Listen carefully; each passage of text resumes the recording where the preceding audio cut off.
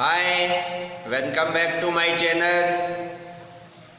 Today we are going to start next chapter 7 of class 10th mathematics. Chapter name is coordinate geometry.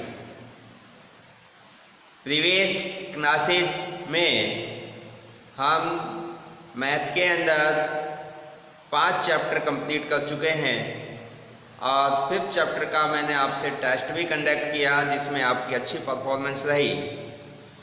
लेकिन दुख की बात यह है कि सभी बच्चों ने टेस्ट नहीं दिया, बहुत सारे बच्चे इसमें एब्सेंट रहे। तो मैं सभी से ये रिक्वेस्ट करूँगा कि जो भी यहाँ से इन्फॉर्मेशन आपको दी जाती है उसको फॉलो करें और उस इन्फॉर्मेशन के अकॉर्डिंग आपको ज़रूर रिएक्ट करना है।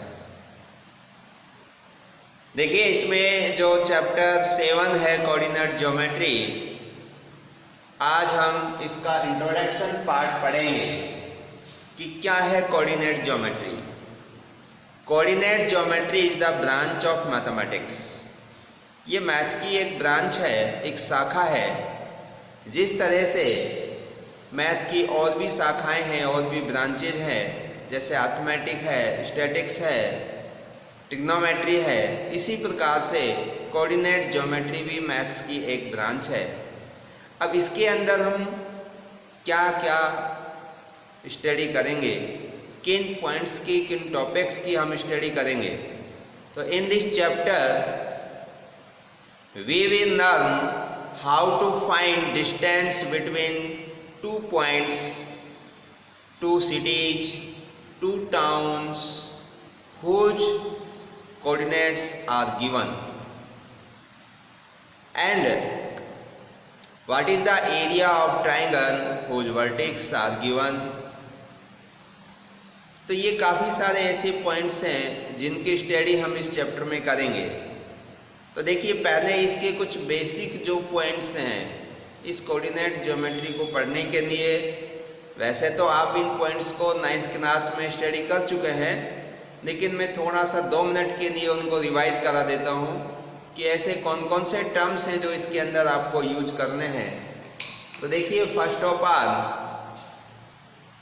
कि कोऑर्डिनेट ज्योमेट्री के अंदर हम क्या करते हैं कि किसी भी पॉइंट की लोकेशन को लोकेट करने के लिए हम कोऑर्डिनेट ज्योमेट्री की स्टडी करते हैं। कि कोई पॉइंट आपका अगर है, सपोज दैट कि ये कोई आपका एक प्लेन है जो बोर्ड आपको दिखाई दे रहा है, और इस प्लेन बोर्ड के ऊपर कोई एक पॉइंट है जिसका नाम P। तो इसकी हम पोजीशन को किसके बेस के ऊपर रिप्रेजेंट करें, ये जो पॉइंट P है ये कहाँ पर लोकेट है, इसको जानने के लिए देखिए, आपने कोऑर्डिनेट एक्सिस पढ़े थे 9th क्लास में। सपोज दैट कि एक ये लाइन है, वर्टिकल लाइन, जिसको कि हम वाई अक्ष के नाम से जानते थे। यस, ये एक वर्टिकल लाइन होती थी जिसको कि हम किस अक्ष के नाम से जानते थे, वाई अक्ष के नाम से। और एक लाइन होती थी हॉरिजॉन्टल लाइन, जिसको हम एक्स अक्ष के नाम से जानते थे। तो इस वर्टिकल लाइन को हम वाई अक्ष कहते हैं और इस हॉरिजॉन्टल लाइन को हम एक्स अक्ष के नाम से जानते हैं। और जहां पर ये दोनों लाइन एक दूसरे को इंटरसेक्ट करती हैं, उस पॉइंट का नाम था ओरिजिन पॉइंट। क्या नाम था बेटा? Origin point. और उस ओरिजिन पॉइंट को हम ओ से रिप्रेजेंट करते थे। इसके जो कोऑर्डिनेट होते थे वो 0 0।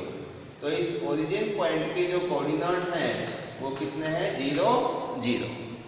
ये इसके कोऑर्डिनेट हैं। अब जैसे एक वर्ड निकल के आया कोऑर्डिनेट, तो व्हाट इज कोऑर्डिनेट? कोऑर्डिनेट क्या है? तो इसको जानने के लिए देखिए, जो दोनों आपकी वाई एक्सिस और एक्स एक्सिस, इन दोनों लाइनों ने इस पूरे एक प्लेन को 4 पार्ट्स में डिवाइड कर दिया, 1 2 3 4। और इन 4 पार्ट्स को हम क्वाड्रेंट्स के नाम से जानते हैं। किस नाम से? क्वाड्रेंट्स। तो ये वाला आपका फर्स्ट क्वाड्रेंट होता था, ये सेकंड क्वाड्रेंट, ये थर्ड क्वाड्रेंट और ये फोर्थ क्वाड्रेंट। ये हमने 9th क्लास के चैप्टर नंबर 3 के अंदर पढ़ा था कोऑर्डिनेट ज्योमेट्री में। अब देखिए जो ये फर्स्ट वाला क्वाड्रेंट्स है, इसके अंदर x और y की जो वैल्यूज हैं वो कैसी होती हैं, पॉजिटिव होती है। यानी कि x कोऑर्डिनेट भी आपका पॉजिटिव होगा और y कोऑर्डिनेट भी आपका पॉजिटिव होगा। इधर जो सेकंड क्वाड्रेंट्स है, इसमें इधर के यानी कि लेफ्ट हैंड साइड में जो x की वैल्यूज है वो सभी नेगेटिव होती है, जिसमें y की वैल्यूज भी नेगेटिव। तो ये वाला जो आपका पोर्शन है सेकंड क्वाड्रेंट का, तो इसमें x कोऑर्डिनेट होगा आपका नेगेटिव और y कोऑर्डिनेट होता है पॉजिटिव। और थर्ड क्वाड्रेंट में दोनों ही नेगेटिव होंगे और फोर्थ क्वाड्रेंट में x पॉजिटिव होगा और y नेगेटिव होगा। इस प्रकार से ये कुछ चीजें थी बेसिक, जिनको हमने 9th क्लास में पढ़ लिया था। और भी देखो जो हमारा x कोऑर्डिनेट होता है उसका दूसरा नाम था एब्सिसा, और जो y कोऑर्डिनेट था उसका दूसरा नाम था ऑर्डिनेट। एब्सिसा और ऑर्डिनेट, ये एब्सिसा और ऑर्डिनेट कोई नए टर्म्स नहीं है। x कोऑर्डिनेट को ही हम एब्सिसा और y कोऑर्डिनेट को हम ऑर्डिनेट के नाम से जानते हैं। अब देखिए इसके अंदर एक चीज और पढ़ी थी हमने कि अगर कोई भी पॉइंट इस x अक्ष के ऊपर लाइव करेगा, सपोज दैट ये पॉजिटिव x अक्ष है, अगर कोई पॉइंट यहाँ पर लाइव होगा तो उसके कोऑर्डिनेट होते थे x, 0, क्योंकि y कोऑर्डिनेट x कोऑर्डिनेट के ऊपर ये पॉइंट है तो y डायरेक्शन में तो डिस्टेंस कुछ काउंट हो ही नहीं रही, तो वो तो 0 होगा। और x आपके डायरेक्शन में जो डिस्टेंस है वो यहाँ से यहाँ तक की वो हो सकती है, जो भी होगी 2 यूनिट की, 3 यूनिट की, तो वो हमने x ही रखी, तो x, 0।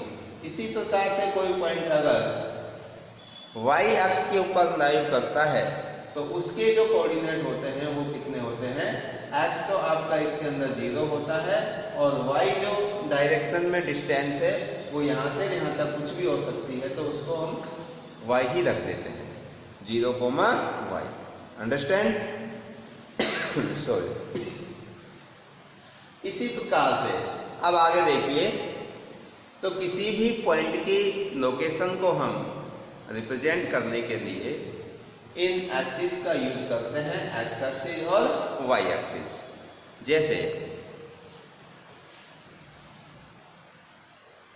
सपोज दैट कि कोई पॉइंट यहाँ पर है P, कोई पॉइंट कहाँ पर है भाई, इस फर्स्ट क्वाड्रेंट के अंदर है, तो इस पॉइंट P की हम पोजीशन कैसे पता करें, तो इसके लिए जो हमारा बेस होगा वो एक x एक्सिस और दूसरा y एक्सिस। तो इस पॉइंट P की इस y एक्सिस से डिस्टेंस कितनी है ये मेजर कर देंगे हम, और इस पॉइंट P की x एक्सिस से कितनी डिस्टेंस है ये हम मेजर कर देंगे।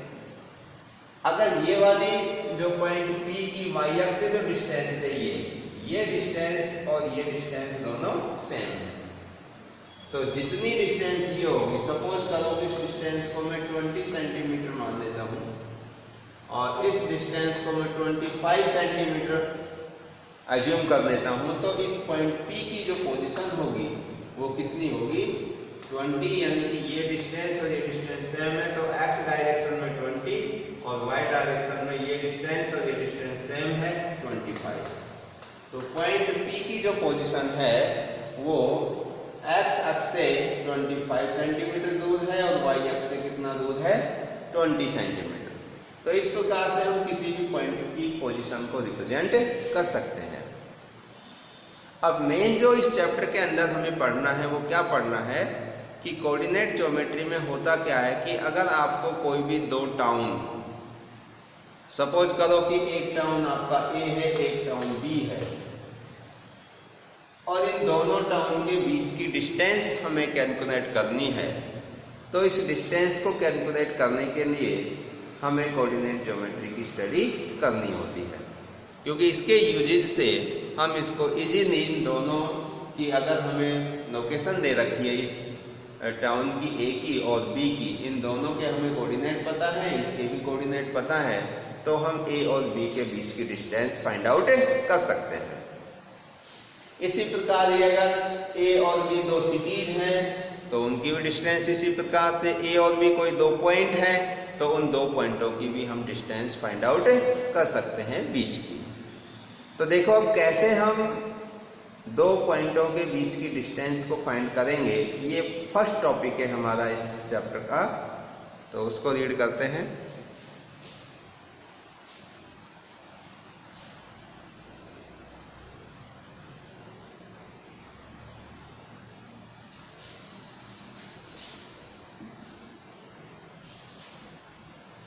देखिए, how to find distance, how to find distance between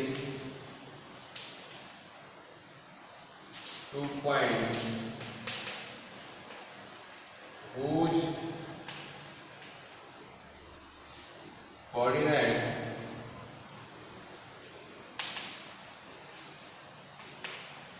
are given. How to find distance between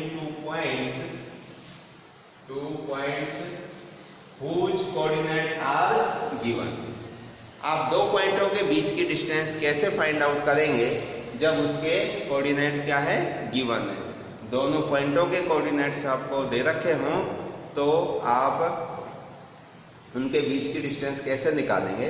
तो इसके लिए जो एक फॉर्मूला काम आता है जिसका नाम है डिस्टेंस फॉर्मूला। क्या नाम है भाई? Distance formula.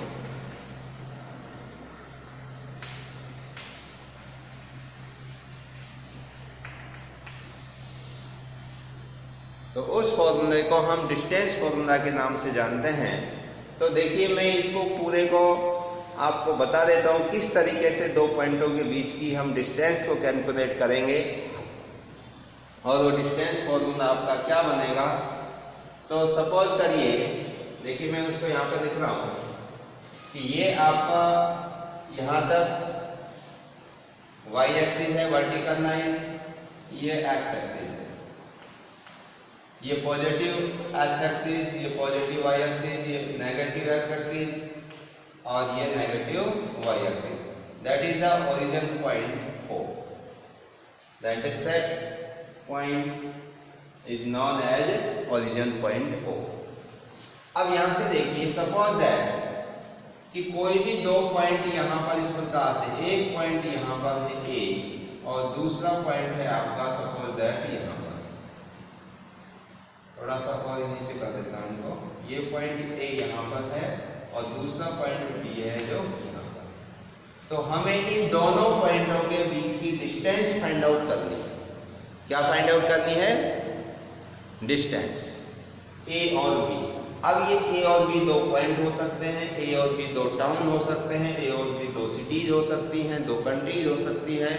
तो इस तरीके से ये कोई भी 2 आपके पास में पॉइंट है तो इनके बीच की डिस्टेंस हम कैसे निकालेंगे जबकि इन दोनों पॉइंटों के कोऑर्डिनेट आपको गिवन हो। तो मैं ये मान लेता हूं जो पॉइंट A है, इस A पॉइंट के जो कोऑर्डिनेट है वो A के जो कोऑर्डिनेट है इनका लिख देता हूं मैं, वो है x1 और y1 और B के जो कोऑर्डिनेट है वो क्या है, x2 और y2। पॉइंट A के कोऑर्डिनेट x1 y1 और पॉइंट B के कोऑर्डिनेट कितने हैं, x2 और y2 है। तब हमें कौन सी डिस्टेंस निकालनी है, A की डिस्टेंस हमें फाइंड आउट करनी है। देखिए कोऑर्डिनेट क्या है कि x और y की वैल्यू, यानी जो x आपका कोऑर्डिनेट है डिस्टेंस फ्रॉम y एक्सिस और जो y कोऑर्डिनेट है डिस्टेंस फ्रॉम x एक्सिस। जो ये यहाँ पर x1 है, इस x1 का मतलब है डिस्टेंस फ्रॉम y एक्सिस, यानी कि अगर ये जो पॉइंट A है इसकी इस y एक्सिस से कितनी डिस्टेंस है वो क्या कहलाएगी, x1 और y1 इसकी x अक्ष से कितनी डिस्टेंस है वो क्या कहलाएगी, y। सॉरी इसी की A पॉइंट की y अक्ष से डिस्टेंस x1 और इस पॉइंट A की x अक्ष से डिस्टेंस y1 होगी। सिमिलरली B की देखिए, इसमें जो x2 है डिस्टेंस फ्रॉम y एक्सिस और जो y2 है डिस्टेंस फ्रॉम x एक्सिस। तो अगर मैं इसको इस तरीके से यूं लाइन ड्रॉ कर दूं तो आप देखेंगे जो ये यहां तक की डिस्टेंस है वो डिस्टेंस कितनी होगी, x1। ये वाली डिस्टेंस आपकी x1 है। कितनी है भाई, x1। और जो ये y1 है ये कौन सी डिस्टेंस है, ये वाली x अक्ष से डिस्टेंस ये y1 है। और ये वाली है जो ये थी जो आपकी x1 है। इसी प्रकार जो b के कोऑर्डिनेट दे रखे हैं x2 और y2, तो ये वाली जो डिस्टेंस है ये वाली डिस्टेंस यहां से और यहां तक, इसको कहेंगे हम y2। और जो x2 है वो इस पॉइंट की इस y अक्ष से डिस्टेंस यानी यहां से और यहां तक, ये x2। अगर मैं इस पॉइंट का नाम सपोज करो C रख देता हूं और इस पॉइंट का नाम मैं रख देता हूं D, और ये पॉइंट O है, तो OC ये तो है x1 और O से D तक OD ये कितनी है, x2 है। तो अब हमें डिस्टेंस कौन सी चाहिए, ये वाली डिस्टेंस चाहिए। तो इसके लिए देखिए मैं यहां से इसको यूं ज्वाइन कर देता हूं इस प्रकार से, और यहां मैंने एक ये राइट एंगल ट्रायंगल बना दिया।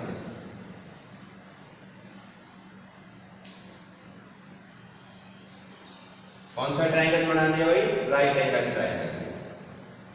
अब इस राइट एंगल ट्रायंगल के अंदर अगर मुझे ये वाली डिस्टेंस पता चल जाए और ये वाली डिस्टेंस पता हो जाए तो मैं ये वाली डिस्टेंस दोनों पॉइंटों के बीच की ए बी डिस्टेंस है जो पाइथागोरस थ्योरम का यूज करके फाइंड आउट कर सकता हूं। तो देखिए अब मुझे ये वाली डिस्टेंस चाहिए, ए से यहां तक के, इस पॉइंट का नाम दे देता हूं मैं ई पॉइंट, इस पॉइंट का नाम दे देता हूं मैं ई पॉइंट। ये पूरी डिस्टेंस है जो y2 थी यहां से यहां तक की, और ये डिस्टेंस है जो कितनी है, y1। तो अगर मैं a की डिस्टेंस फाइंड आउट कर लूं और b की डिस्टेंस फाइंड आउट कर लूं, तो जब ये दोनों डिस्टेंस मेरे पास आ जाएंगे तो मैं पाइथागोरस थ्योरम का इस राइट एंगल ट्रायंगल में यूज करके और ए बी डिस्टेंस को आसानी से निकाल सकता हूं। तो देखिए अब इसमें जो ये वाली डिस्टेंस है वो क्या होगी, AE, distance AE equal to, अब ये डिस्टेंस निकालने के लिए हमारे पास में यहां से यहां तक डिस्टेंस कितनी है, x2 है, और यहां तक कितनी है, x1 है। अगर मैं इस x2 में से ये वाली x1 माइनस कर देता हूं तो ये वाली जो डिस्टेंस है AE और CD दोनों इक्वल है आपस में, पैरेलल लाइन नहीं है, तो ये CD डिस्टेंस आ जाएगी। तो AE किसके इक्वल है, CD के। AE डिस्टेंस किसके इक्वल है भाई, CD के। और CD कैसे आएगी, CD निकालने के लिए इस x2 में से इस x1 डिस्टेंस को मैं माइनस कर देता हूं, तो ये हो जाएगा x2 माइनस x1। तो AE डिस्टेंस आ गई हमारे पास में x2 माइनस x1। सिमिलरली अब मुझे ये वाली डिस्टेंस चाहिए BE। इस डिस्टेंस को निकालने के लिए मैं इस वाली डिस्टेंस BD में से किसको माइनस कर दूं, BE को। देखिए दोबारा देखिए इस बात को, मुझे कौन सी डिस्टेंस चाहिए, B और E, ये वाली डिस्टेंस निकालना है। अगर इस पूरी BD के अंदर से मैं ये ED इसको माइनस कर देता हूं तो BE बचेगी कि नहीं बचेगी। अगर BD के अंदर से मैं ED को माइनस कर रहा हूं तो ये BE डिस्टेंस बच जाएगी। तो देखिए हमारे जो BE निकालना है, BE इक्वल टू, BE निकालने के लिए BD minus ED, BD minus ED। BD में से किसको घटा दिया मैंने, ED को। अब B से D तक की ये वाली डिस्टेंस कितनी है, y2, और ये वाली डिस्टेंस क्योंकि जो यहां से यहां तक AC है वो ही किसके इक्वल है, ED के है, तो ED कितनी हो जाएगी, y1 हो जाएगी, ये भी y1 हो गई। तो BD कितना है आपका, BD है y2 और ED कितना है y1। तो हमारे पास में ये वाली डिस्टेंस आ गई DE, कितनी, y2 माइनस y1। अब हमारे पास AE, इसका ये बेस भी आ गया और ये परपेंडिकुलर ये डिस्टेंस भी आ गई। तो अब इस ट्राइंगल के अंदर में पाइथागोरस थ्योरम का यूज कर लेता हूँ और पाइथागोरस थ्योरम से मैं AB को फाइंड आउट कर लूंगा, जो कि इन दो पॉइंटों के बीच की क्या होगी, एक डिस्टेंस होगी। तो देखिए भाई, इसको मैं इधर की साइड में करता हूँ यहाँ पर, नहीं तो इसी को इरेज कर लेते हैं।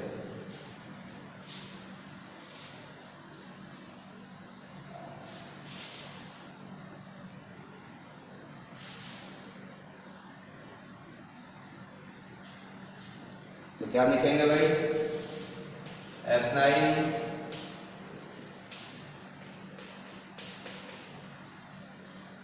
पाइथागोरस थ्योरम,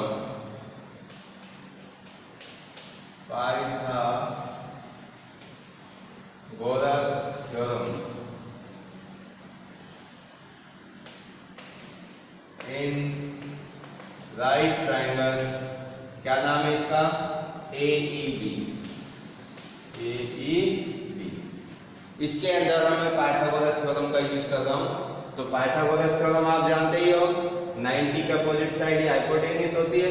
तो हाइपोटेन्यूस का स्क्वायर इक्वल टू, ये बेस हो गई, ये परपेंडिकुलर, तो बेस का स्क्वायर प्लस परपेंडिकुलर का स्क्वायर। तो क्या होगा, AB का square is equal to AE का स्क्वायर प्लस का BD का स्क्वायर। ये हमारी पाइथागोरस थ्योरम होती है। तो अब इसके अंदर देखो, AE कितना है हमारा, AE है h2 minus x1, h2 minus x1, ये AE के स्थान पर रखते हैं। देखिए अब मैं इक्वेशन दे देता हूँ, इसको और इसको मिलाकर इक्वेशन नंबर दे देता हूँ भाई फर्स्ट और इसको सेकंड। तो अब मैं फर्स्ट से वैल्यू किसमें पुट करूंगा, second, putting the value from first to second, putting the value from first to second, from first to second। तो देखिए क्या होगा, AB का square is equal to, AE की जगह यहाँ से मैं वैल्यू रखता हूँ x2 minus x1, x2 minus x1 का होल स्क्वायर प्लस, और BE की वैल्यू कितनी है, y2 minus y1, y2 minus y1 का होल स्क्वायर।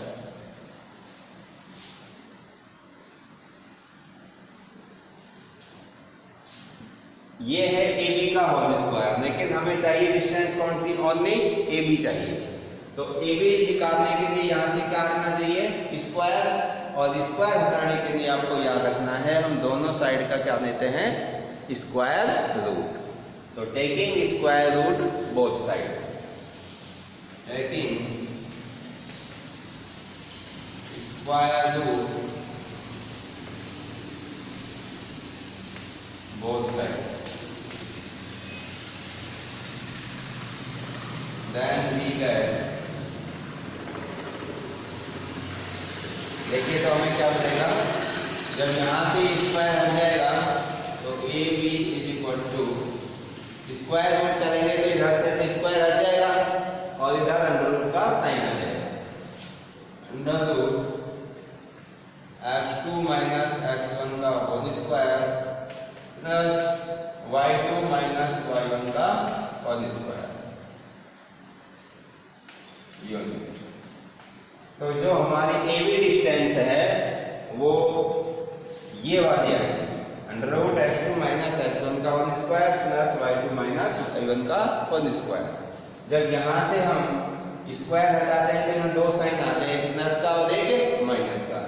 लेकिन क्या है कि हमें इसमें प्लस का साइन ही देना है, माइनस का नहीं रखेंगे, क्योंकि जो डिस्टेंस निकालते हैं तो डिस्टेंस कभी भी नेगेटिव नहीं होती, distance always positive, distance can not be negative, negative तो हो नहीं सकती।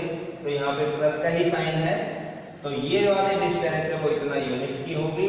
अब यहाँ पर चाहे आपका x1, y1, x2, y2 कोई भी कोऑर्डिनेट दे रखे हों, तो उन कोऑर्डिनेट का इसमें यूज करके हम कोई भी दो सिटीज के बीच की डिस्टेंस निकाल सकते हैं, या दो टाउन के बीच की, या दो पॉइंटों के बीच की डिस्टेंस हम कैलकुलेट कर सकते हैं। तो इस फॉर्मूले को हम किस नाम से जानते हैं? Distance formula. तो ये फॉर्मूला किस नाम से जाना जाएगा? Distance formula. तो याद रखेंगे, अगर जब भी हमें कोई भी दो पॉइंट्स के बीच की या दो टाउन्स के बीच की, दो सिटीज के बीच की डिस्टेंस निकालनी होगी तो वहां पर हम डायरेक्ट यूज करेंगे डिस्टेंस फॉर्मूला। क्लियर है? तो ये मैंने पूरा इसका डेरिवेशन आपको बता दिया कि किस तरीके से कोई भी दो पॉइंट्स अगर आपको दे रखे हों तो उनके बीच की डिस्टेंस हम कैसे निकालते हैं। तो इससे रिलेटेड आपकी जो एक्सरसाइज आएगी 7.1, उसमें इसके क्वेश्चंस दिए हुए हैं, तो आप उन क्वेश्चंस को ट्राई कर सकते हैं। तो हम कल की जो क्लास होगी उसके अंदर नेक्स्ट है इसमें एरिया ऑफ ट्राइंगल, वो कैसे निकालते हैं ये भी हम सीखेंगे। और भी इसमें एक दो पॉइंट्स हैं तो उनको हम नेक्स्ट क्लास के अंदर स्टडी करेंगे। तो आज बस इतना ही। So thank you and thank you very much.